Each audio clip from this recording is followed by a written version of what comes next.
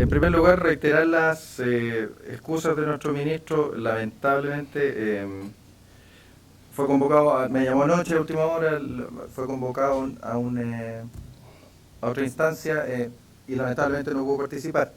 Yo voy a tratar de transmitirles con el mismo entusiasmo la agenda en la que está trabajando nuestro ministerio en el ámbito de productividad, puertos y logística en general.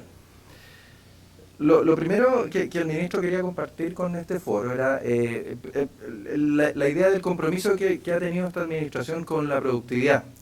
Un primer chasis sobre el cual se fue montando esta preocupación fue en el año 2014 la agenda, la así llamada Agenda PIC del Ministerio de Economía, de Productividad, Innovación y Crecimiento. Ahí ya en las temáticas que nos conciernen hoy día acá en este foro, ya hay un conjunto de acciones bien interesantes como Port Community Systems, el mismo puerto de gran escala que se mencionaba hace un momento, aparecen mencionados. Está la Comisión Nacional de Productividad que está en sus etapas finales, el Consejo Nacional de Innovación para el Desarrollo, con su informe publicado en el verano de este año. Los comités portuarios de coordinación de servicios públicos, esa es una instancia local muy importante que hemos intentado impulsar desde el Ministerio a través de las empresas portuarias estatales. Es un rol que tradicionalmente las empresas no habían tenido la oportunidad de desplegar con la fuerza que probablemente se requiere, y en eso sentimos que se ha hecho bastante avance. Y el Observatorio Nacional de Logística, que es una temática de la cual vamos a hablar en el segundo módulo. Nosotros invitamos hoy día, y de hecho aprovecho a agradecer a Jorge darnos el espacio para compartir el trabajo que hemos estado haciendo con la OCDE en este sentido. Hay una idea bien importante aquí, y hasta cierto punto mi propia presencia hoy día aquí es en cierta medida un testamento a eso. La agenda portuaria no es una materia es una materia de Estado, no es solo de un gobierno, los proyectos son largos, las visiones que se necesiten cristalizando en acciones concretas son cuestiones de mediano y de largo plazo. Por lo tanto, la política pública está orientada a asegurar el acceso de su capacidad exportadora a nuevos mercados y sostener su presencia en condiciones competitivas. Y eso que les decía, la agenda es necesariamente una de largo plazo y naturalmente va a trascender las pretensiones o las aspiraciones de un gobierno.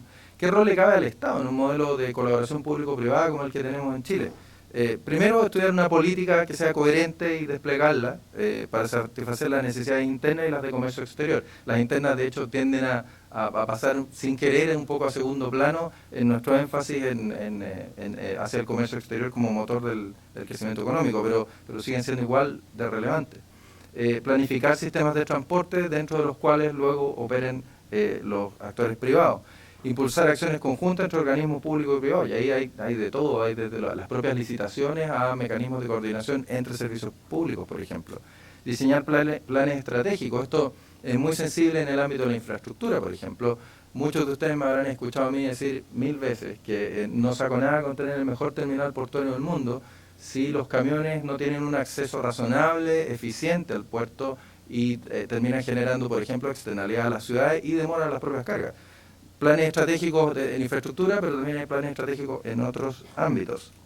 Y, por supuesto, promover la competencia. Esto es una de las piedras fundacionales, tal vez la componente más importante en la reforma que se hizo del sistema portuario estatal a fines de los 90. Es competencia dentro de los puertos, es decir, entre terminales, y competencia en algunos casos entre puertos.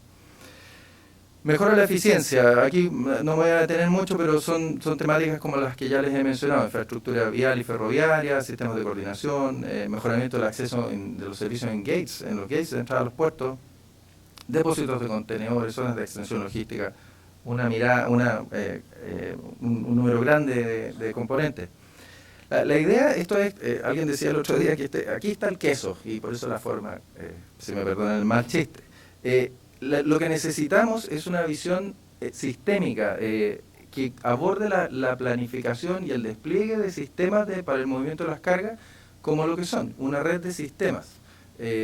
Hasta hace algunos años nosotros hacíamos mucho énfasis en infraestructura, es decir, en lo que les contaba recién, terminales portuarios, conectividad, centros de apoyo, etcétera. Pero esto es mucho más profundo. Lo que requiere el país para enfrentar los desafíos que se nos vienen desde ahora ya y en los próximos años son redes de sistemas. No nos sirve los puertos solos, no nos sirve tampoco los puertos con excelente conectividad si tenemos, por ejemplo, servicios públicos descoordinados, si tenemos opacidad en el movimiento de las cargas, si no sabemos dónde están las cargas, por qué están demoradas 3 días en algún lugar sin que nadie sepa qué pasó.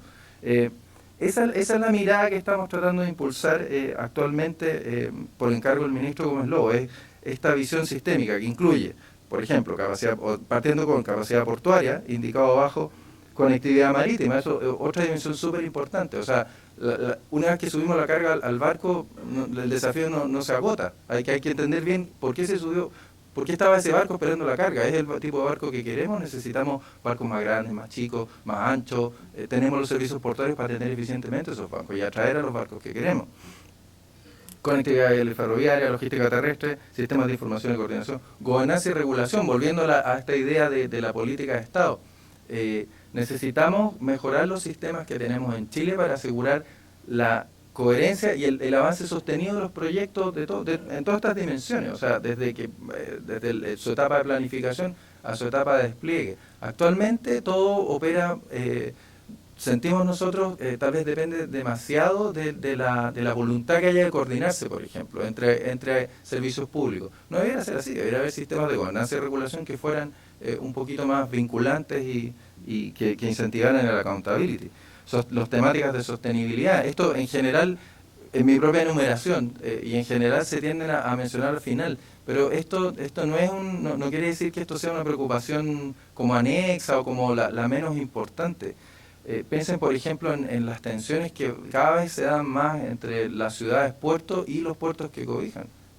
El mundo cambió, los ciudadanos ya ahora demandan otras cosas del sistema productivo y eso es una necesidad muy aguda de los puertos. Eso en el ámbito de sostenibilidad social, si se quiere, pero en sostenibilidad ambiental es desafío tanto más grande. O sea, realmente necesitamos ver todo esto en su integralidad, no caer en la tentación de creer que, por ejemplo, la infraestructura es todo, y necesitamos mecanismos para asegurar que esto se sostenga en el tiempo.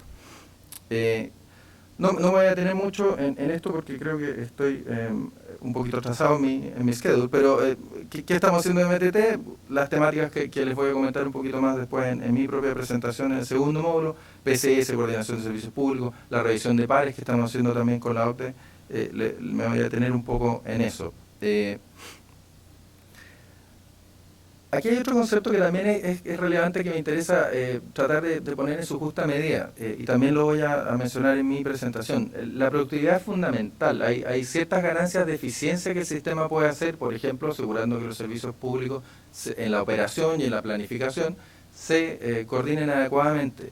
Pero hay ciertos saltos de capacidad, de oferta de servicios que es solo posible entregar a través de provisión de infraestructura portuaria, de infraestructura de conectividad vial, ferroviaria, etcétera.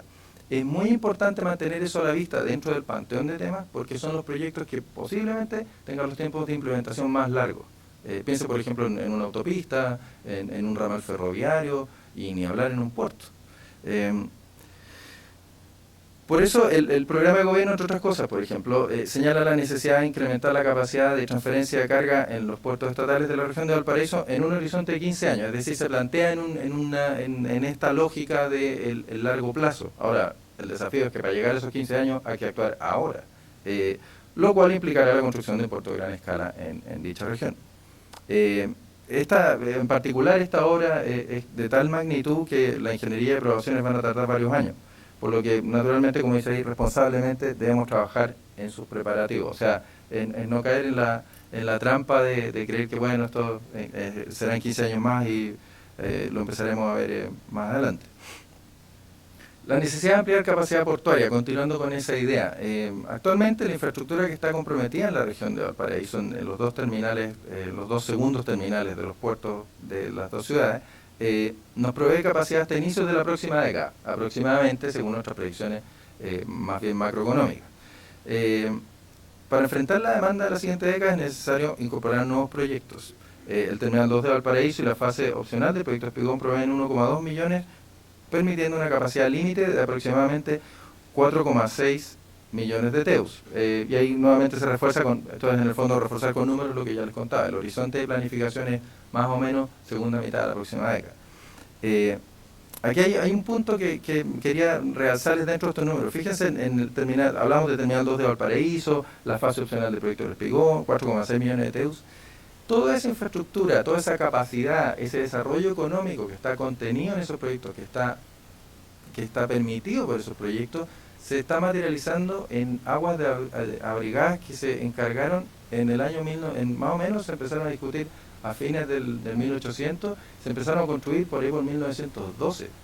Fíjense, aquí estamos más de 100 años después y todavía estamos sustentando nuestro crecimiento económico en la sabiduría de los que en su momento decidieron invertir. Además, esa fue una inversión contracíclica, fue en un ambiente más bien adverso al desarrollo de los puertos en Chile.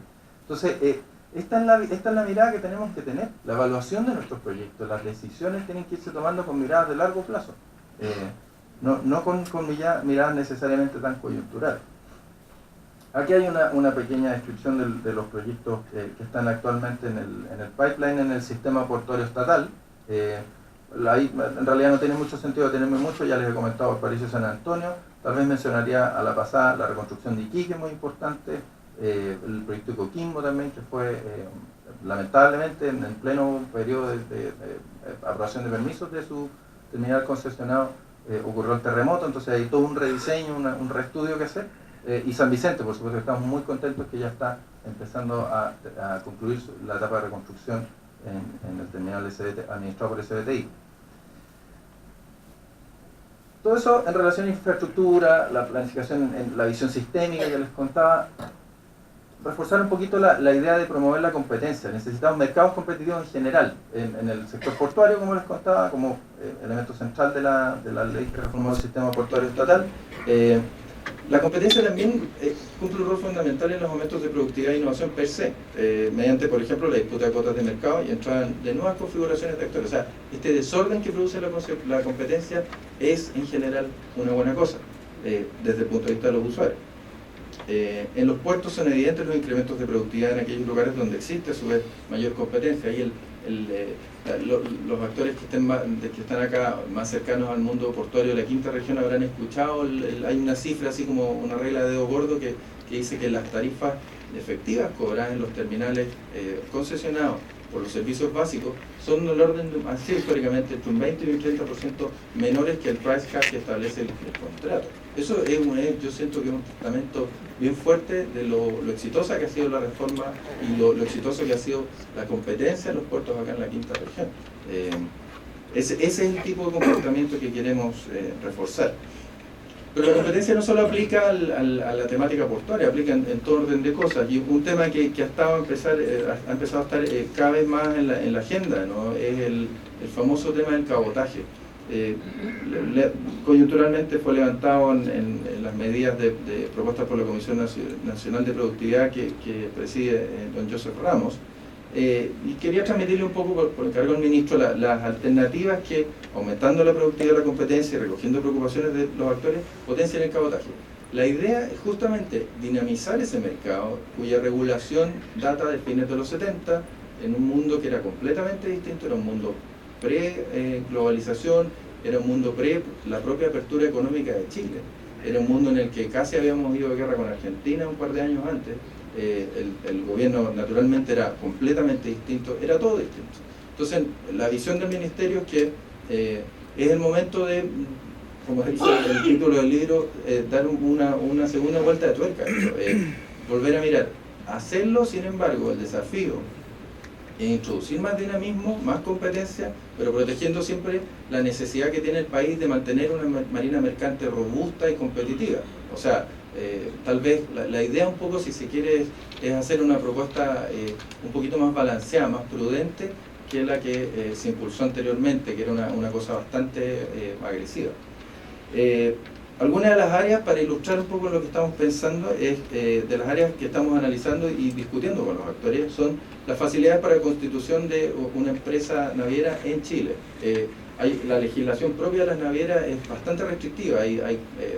Ustedes sabrán, algunos por lo menos, hay necesidades de que la mayoría de los capitales de una empresa naviera y la mayoría de los directores, o sea, la totalidad de los directores y la administración de la empresa sean de nacionalidad chilena. Eso actualmente parece una restricción curiosa en un mundo globalizado y definitivamente distinto a lo que existe para el resto de las actividades económicas en el país. Entonces, es un área que nos gustaría, que estamos discutiendo.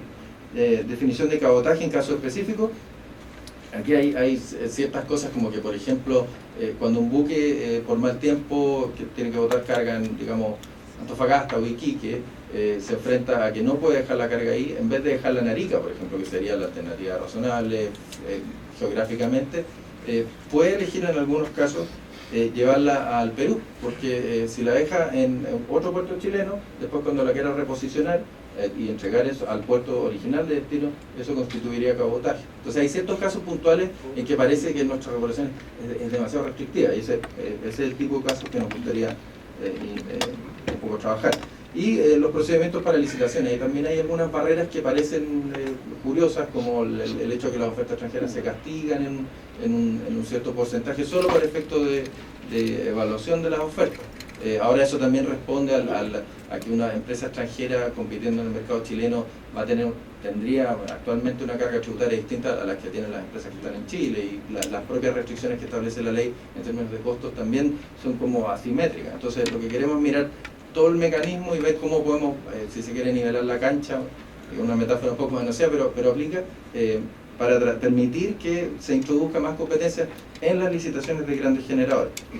Esta diapositiva, como se me acabó el tiempo, voy a pasar nomás, pero va a quedar ahí disponible. Ilustra un poco la idea de la concentración que actualmente existe en el mercado. Para carga general a la izquierda, graneles sólidos y graneles líquidos en los gráficos del centro y la derecha. En la práctica tenemos unos 2 o 3 actores, varios de los cuales están relacionados entre sí, que son los que proveen los servicios de cabotaje. Eso en general en cualquier industria es posiblemente una señal de que la competencia no está operando del todo bien.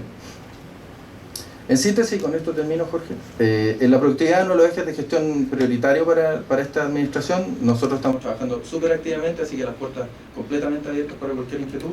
Necesitamos trabajar en distintos ámbitos, ojo con la noción de red de sistemas, no red de infraestructura. Vamos a necesitar una infraestructura a largo plazo y hay que avanzar de ahora, estudiar, diseñar. Los costos de retrasarse no son simétricos a los de adelantarse, y eso se los voy a comentar un poco más en mi presentación. La generación de procesos competitivos en la distribución y disputa de cuotas de mercado contribuye a la productividad e innovación. Y finalmente, todo nuestro sistema, en particular en el ámbito de infraestructura, no hay que olvidarse, las obras en el sistema chileno se someten a un test de mercado. Si las predicciones de demanda son voluntaristas o demasiado optimistas, en definitiva los proyectos no se materializan. Eso es un mérito del sistema que tenemos en Chile. Muchas gracias.